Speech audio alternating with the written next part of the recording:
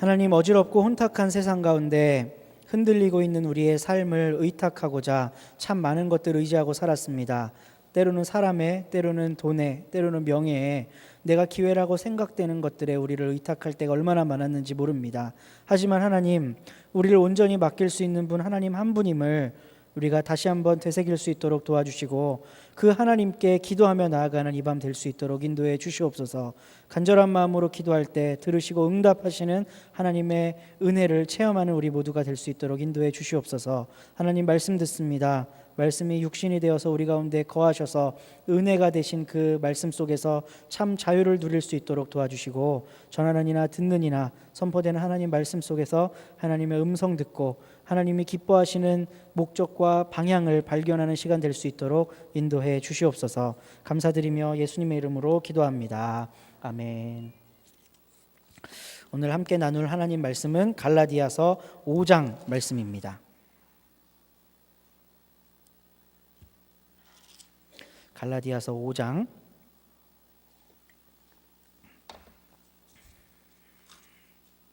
1절부터 6절까지 말씀입니다.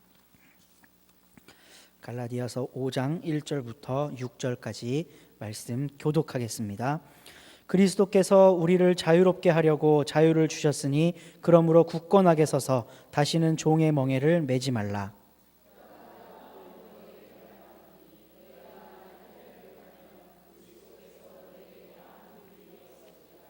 내가 할례를 받는 각 사람에게 다시 증언하노니 그는 율법 전체를 행할 의무를 가진 자라.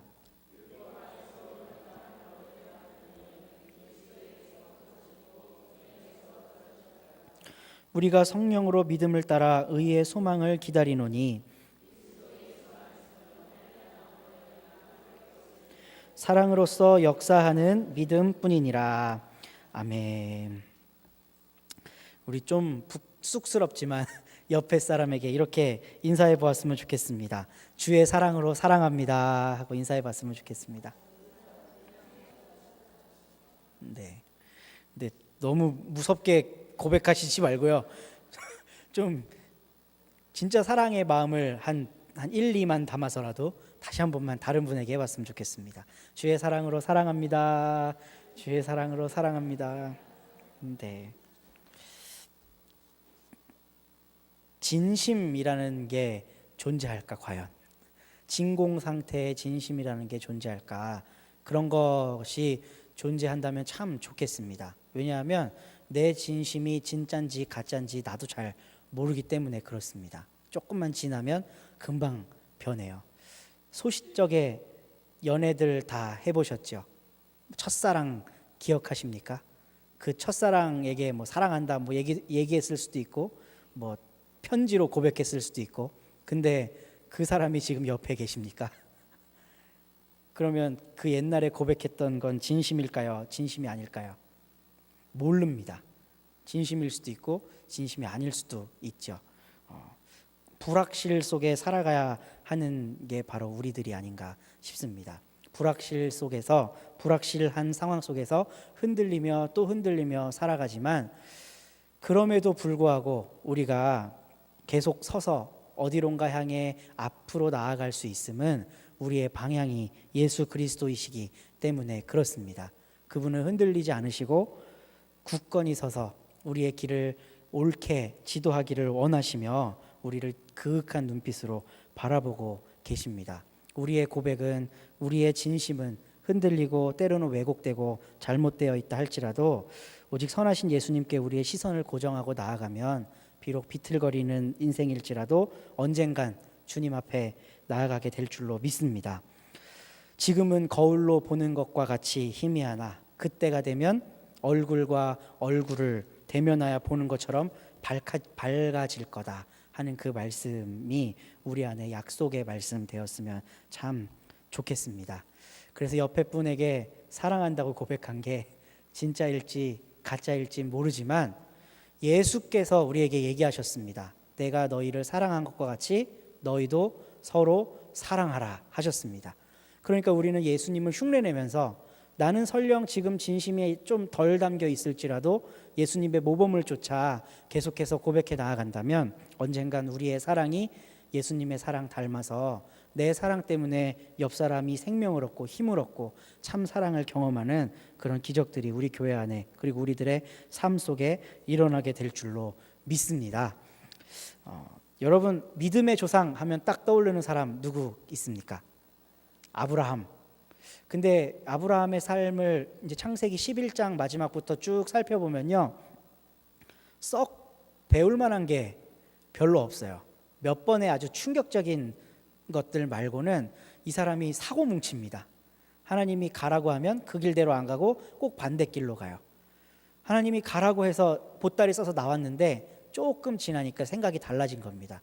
요대로 가면 굶어 죽기 십상이겠다 싶어서 하나님이 가라고 하신 땅으로 안 가고 다른 땅으로 갑니다. 애굽으로 가죠. 거기 먹을 게 많아 보여서 거기서도 호된 시련을 겪습니다. 마누라 뺏길 위협에 처하게 되죠. 근데 이 아직 성숙하지 못한 아브라함, 근데 좀 이해가 안 돼요. 70살에 떠났는데 어떻게 성숙하지 않았을 수 있을까? 아직 성숙하지 못한 이 아브라함은 부인을 팔아먹기에 이릅니다.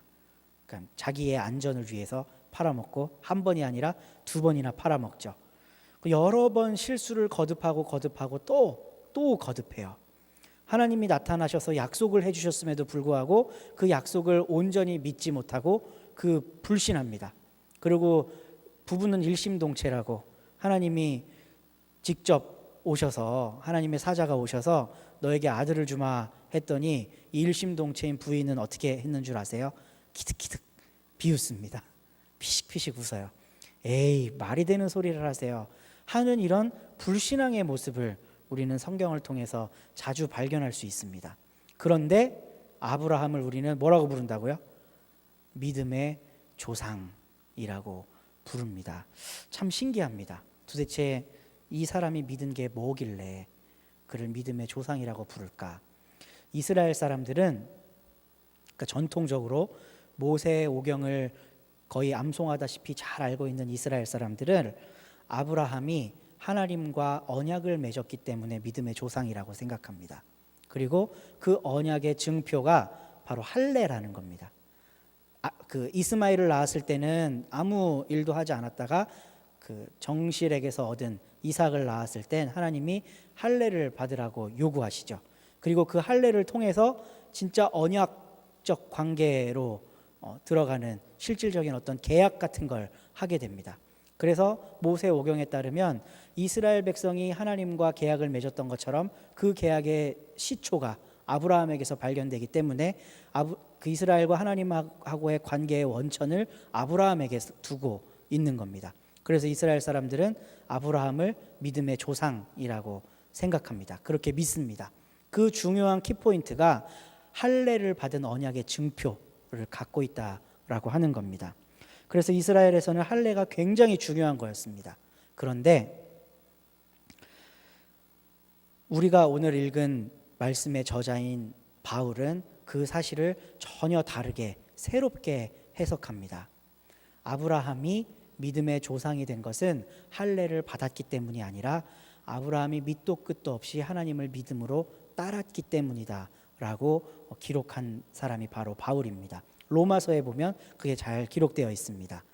그가 할례를 받음으로 의롭다함을 얻은 게 아니라 아브라함이 하나님을 믿음에 하나님이 그가 믿음으로 의롭다 여겼다라고 하는 내용을 로마서에 기록하면서 믿음으로 의롭게 된다고 하는 그런 복음의 핵심을 가르쳐주고 있습니다. 우리가 읽는 갈라디아서는 그 복음의 핵심을 압축해 놓은 판이라고 할 수 있습니다. 갈라디아 교회 사람들이 그 이전의 것을 자꾸 지키려고 행동한 겁니다. 몇 번 벌써 제가 거듭해서 설명해 드렸기 때문에 아마 잘 기억하고 계실 겁니다. 예수님을 믿는 건 좋은데 왜 우리의 옛 전통을 없애야 하냐? 믿음의 조상인 아브라함이 했던 그 행동 그대로 따라서 우리도 우리의 몸에 언약의 증표를 갖자라고 하는 사람들이 생겨나기 시작한 거예요. 그래서 갈라디아 교회에 할례 받는 무리들이 많이 생겨나기 시작했습니다. 그때 아브라함이 할례를 받아서 의롭다 여김을 받은 게 아니라 아브라함이 하나님을 믿음으로 의롭다 여김을 받았다라고 주장한 복음의 사람 바울이 갈라디아 사람들에게 이런 이야기를 합니다. 보라, 나 바울은 너희에게 말하노니 너희가 만일 할례를 받으면 그리스도께서 너희에게 아무 유익이 없느니라. 내가 할례를 받는 각 사람에게 다시 증언하노니 그는 율법 전체를 행할 의무를 지닌 자라, 가진 자라. 율법 안에서 의롭다함을 얻으려 하는 너희는 그리스도에게서 끊어지고 은혜에서 떨어진 자로다 라고 굉장히 충격적인 이야기를 합니다. 여러분, 구약 성경에 나타나 있는 하나님의 율법이 선하고 아름다운 거라고 믿으십니까? 왜 아멘을 안 하지? 모세 오경에 나와 있는 율법이 선하고 아름다운 거라고 믿으세요? 그럼 그걸 지키면 우리한테 유익하겠죠. 그렇죠?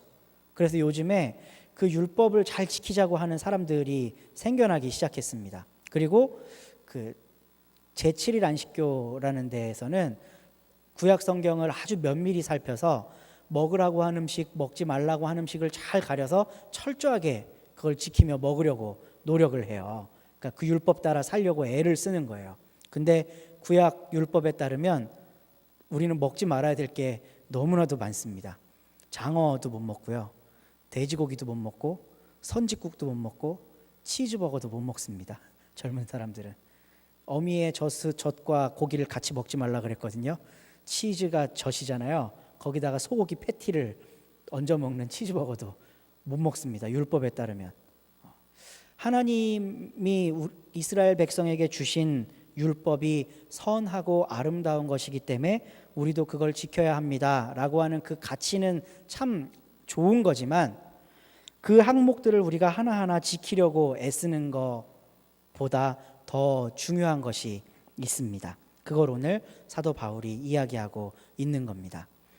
바울이 좀 세게 얘기해서 상처를 받은 사람들이 있을 수도 있습니다.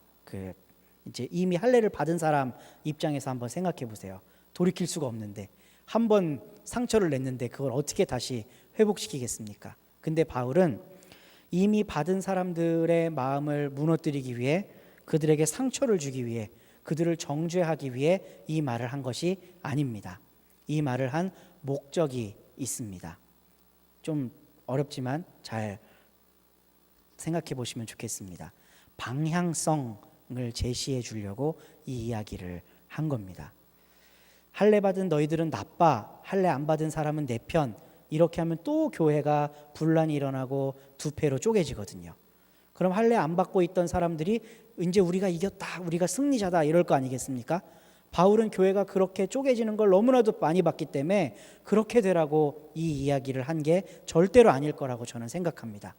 바울이 이렇게 강력하게 할례 받은 사람은 차라리 율법 다 지키고 너희는 그리스도의 은혜 필요 없어, 이렇게 이야기한 것은 이 사람들을 정죄하거나 심판하려고 이야기한 것이 아니라, 제가 방금 말씀드린 것처럼 어떤 방향성을 제시해 주기 위해 이 이야기를 한 겁니다. 우리 5절, 6절 말씀 함께 한번 읽어보겠습니다. 시작. 우리가 성령으로 기다리노니 그리스도 예수 안에서는 할례나 무할례나 효력이 없으되 사랑으로서 역사하는 믿음뿐이니라. 아멘. 바울은 지금 무할례자들을 편들고 있지 않습니다. 그러니까 우리는 보통 이런 본문을 읽으면, 그렇지, 할례 받는 건 잘못된 거지, 할례 받은 것들은 이제 은혜에서 끊어져야지, 이렇게 생각할 수 있어요. 율법주의자들은 다 나빠, 지키려면 다 지켜, 치즈버거도 먹지 말고 선짓국도 먹지 말고 장어도 먹지 말고 되새김질하지 않는 것도 먹지 말고 다 먹지 마, 이렇게 오해할 수 있지만, 바울이 이 이야기를 끌어가다가 마지막 부분에 뭐라고 이야기하냐면, 그리스도 예수 안에서는 할례나 무할례나 효력이 없으되 뭘로 역사하는 믿음뿐이라고요? 사랑으로 역사하는 믿음만이 효력을 발생시킨다는 겁니다. 이게 진짜 중요한 겁니다. 그러면 할례를 받지 않으면 괜찮은 게 아니에요.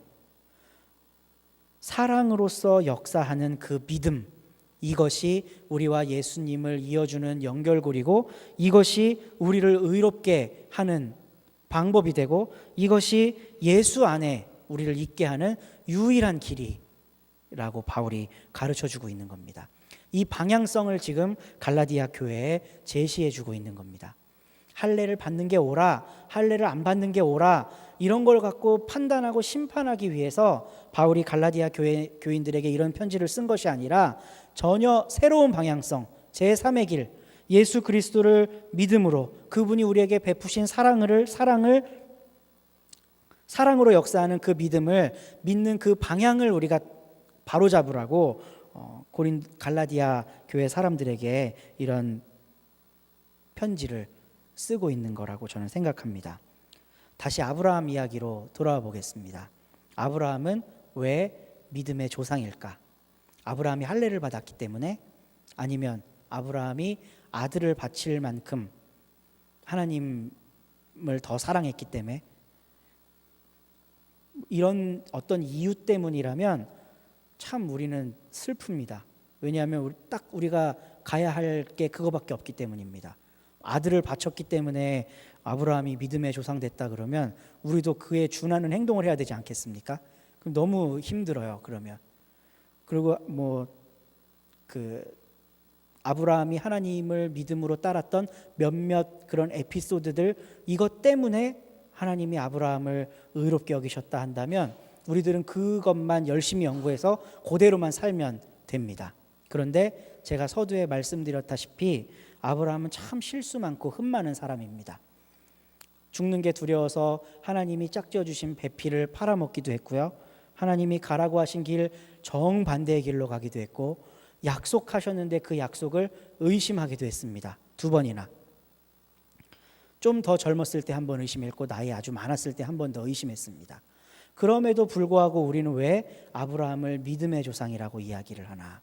아브라함의 전 삶을 통해 우리가 성경 말씀을 가지고 살펴보면 비록 흔들리는 인생이었지만, 비록 실수투성의 인생이었지만, 그가 가려고 했던 그 길의 방향성이 하나님의 방향, 하나님의 목적, 하나님의 방법을 따르고 있었다는 겁니다. 그러니까 바울이 아브라함을 인용하면서 그가 믿음으로 의로워졌다라고 하는 의미를 우리가 이런 차원에서 한번 생각해 보았으면 좋겠는 겁니다. 갑자기 어느 순간 큰 믿음이 딱 생겨서 이거면 됐어, 이제 이대로 하면 돼 하고 해도 좀 있으면 또 실수하고 넘어지고 연약해지는 우리들의 모습을 우리는 거듭해서 발견할 수밖에 없거든요. 그래서 부족한 우리들이지만 방향성을 바로잡는 것이 중요하구나 하는 걸 오늘 말씀을 통해 함께 나누어 봅니다. 갈라디아 교회는 할례파와 무할례파 때문에 큰 곤욕을 치렀습니다.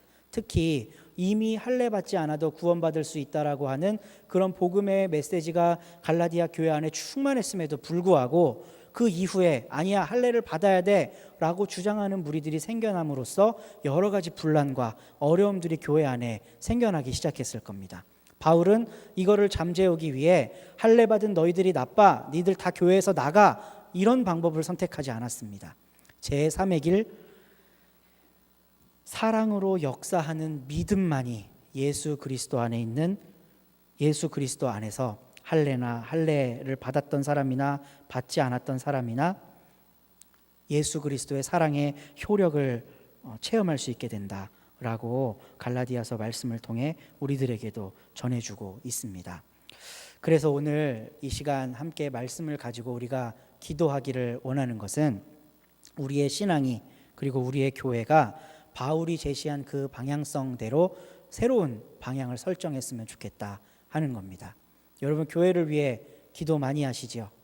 어떻게 기도하십니까? 사랑으로 역사하는 믿음이 우리 교회에 충만하게 해주십시오 라고 기도하시기를 주님의 이름으로 소망합니다.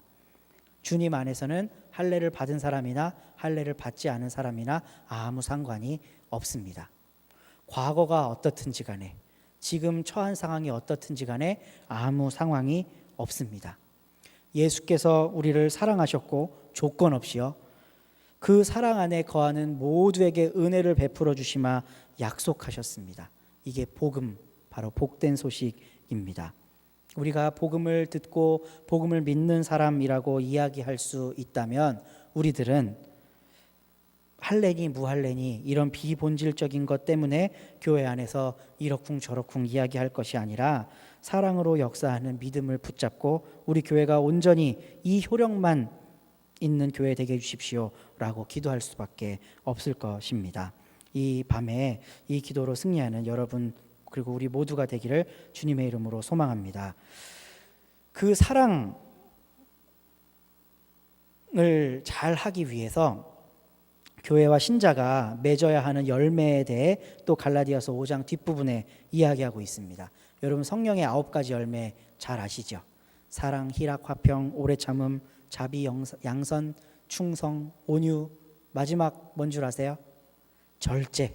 이 9가지 열매를 맺는 그런 교회가 사랑 안에서 사랑으로 역사하는 믿음의 효력을 경험할 수 있는 교회라고 이야기를 합니다. 우리 갈라디아서 5장 13절 말씀 같이 한번 읽어보겠습니다. 시작. 형제들아 너희가 자유를 위하여 부르심을 입었으나 그러나 그 자유로 육체의 기회를 삼지 말고 오직 사랑으로 서로 종노릇하라. 그리고 22절부터 26절까지 시작. 오직 성령의 열매는 사랑과 희락과 화평과